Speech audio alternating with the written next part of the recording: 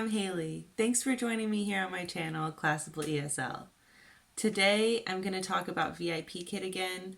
I've spoken about them before, but today we're going to come at it from a slightly different angle. You probably know that VIPKid is a company in transition. In the wake of the summer 2021 Chinese government double reduction policy, i.e. the foreign teacher purge, VIPKid is seeking a rebrand as VIPKid Global.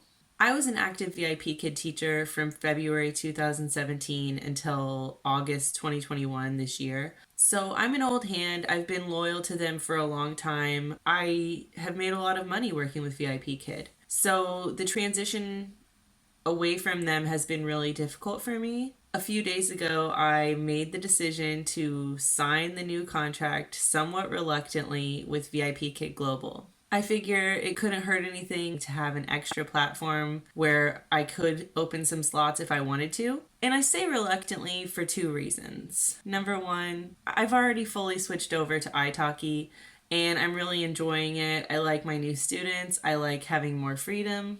And it's generally a good fit for me at italki. Number two, VIPKid Global represents a significant pay cut for me in relation to what I was already making on the old VIPKid platform, and even compared with what I make on italki. However, I realize that there are probably some teachers out there who are interested in joining VIPKid Global now because they have a reliable, predictable curriculum that requires very little outside preparation. This video is geared towards new teachers who want to sign up with VIPKid Global and not so much old VIPKid teachers who are switching over to the new platform. A lot of what I'm going to say in this video won't be very pertinent to previous VIPKid teachers. Just a heads up. So today I'm going to give you a rundown of the pros and cons of VIPKid Global. If you're interested in applying after you've heard my spiel, I will put my referral link down in the description box. There's no pressure to sign up at all, although I will be eligible for a sign-up bonus if you choose to use my link. I'm not a VIPKid employee. I do have an active teacher contract with them, but I don't work for VIPKid Corporate, and this is in no way affiliated with them. If you're interested in becoming a student with VIPKid Global, I will put my student referral link down in the description also.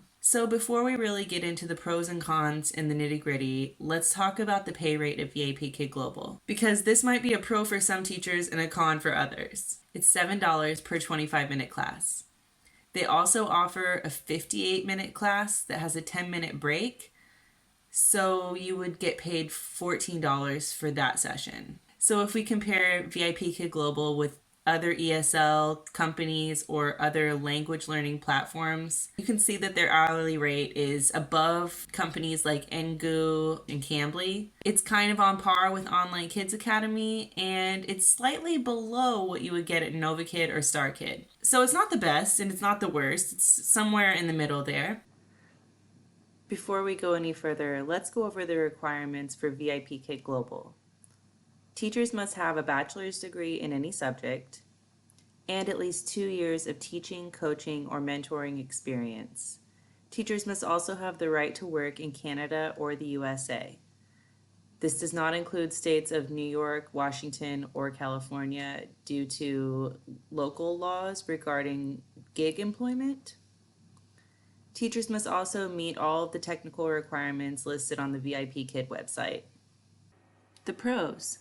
VIPKid is an established company with a functional app. They have a well-organized corporate structure, and they have digital infrastructure already in place. I've never been paid late with VIPKid ever, and I've never had any other issue with payment.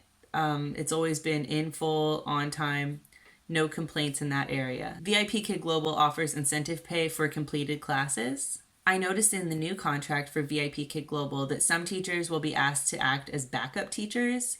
So they would be on standby and paid 100% even if they didn't teach any classes in that time period that they were asked to be on standby. This seems like an interesting way for the company to get around not doing short notice bonus classes, but it could still be really great for some teachers who want to play on their phones and just be backup teachers. You might end up teaching, but there's a chance that you just get paid to do nothing. My last pro is about curriculum. VIPKid has a predictable curriculum that's easy for teachers to get the hang of, and once you know how the class is going to go, it's really easy to teach with very little preparation. I found that the curriculum is often really well presented. Sometimes there's some weird stuff in there, but usually it's really fun for the kids, and I've found that the curriculum has been good for teaching middle of the road students, but it's also easy to find ways to extend for more advanced students and to simplify for students who aren't quite up to level. The cons. Now, I just said a lot of great things about the curriculum, but one of the cons is that you don't really have that much control over the curriculum. You kind of come to class and you need to teach all of the slides. Even if the student isn't really getting it, you have to kind of push towards teaching the slides because they could complain if you don't. Teachers have very little control over which students they want to teach, even in cases of student misconduct. At VIPKid Global, you won't have the option to refuse a booking or to turn off bookings for certain students. It's just not possible. You basically just have to teach whoever books you. Communication between VIPKid Corporate and teachers and parents has not always been clear. There's been a general lack of transparency since the double reduction policy came out. A lot of teachers have been left in the lurch and have been wanting more information, and the company clearly hasn't been disseminating everything that they have. So that's something to consider if you want to sign up with VIPKid Global. Another con is that the base pay is fixed and there's no raise structure in place. The attendance policy with VIPKid has always been really strict. A teacher has 6 cancellations per contract period. It's a 6-month contract, so that works out to 1 cancellation per month, although you could use them all in 1 month if you needed to. If a teacher has more than 6 cancellations, they will be terminated.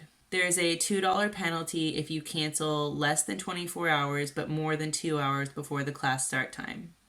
If you cancel less than 2 hours before the class start time, it's marked as a teacher no-show and you pay a $10 penalty. Same thing if you are an actual no-show and you don't give notice, you pay a $10 penalty.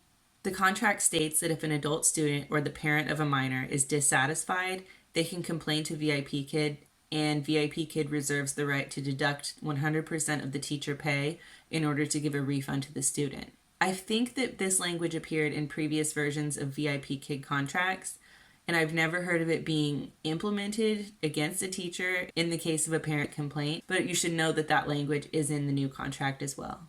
And perhaps the most important of my remarks here is that VIPKid Global is new on the international ESL scene, but they already have a flock of teachers following them over from the old platform. So the student to teacher ratio is really not ideal for new teachers who are trying to get a lot of bookings right now. This also means that the incentive pay isn't really in reach at the moment. You would need to be able to get a lot of bookings in order to teach enough classes to qualify for the good incentives. All of this could change if VIPKid Global finds ways to compete with existing platforms. So there you have it. These are the basics. It's really hard to predict the future of any company, especially an online language teaching platform. But in my humble opinion, it would probably be worth the application time in order to have VIPKid Global in your lineup of companies where you could open some slots, because they have been really profitable in the past, which to me says that they could be really profitable again in the future. And I think that they can build their business back up again in a new market. So that's why I signed my new contract with VIPKid Global. So if you have some extra time and you're thinking about expanding your presence in the ESL scene, VIPKid Global wouldn't be a bad choice. So let me know if you have any questions about VIPKid Global. Best of luck. Make every class your best class. Thanks for watching. Bye!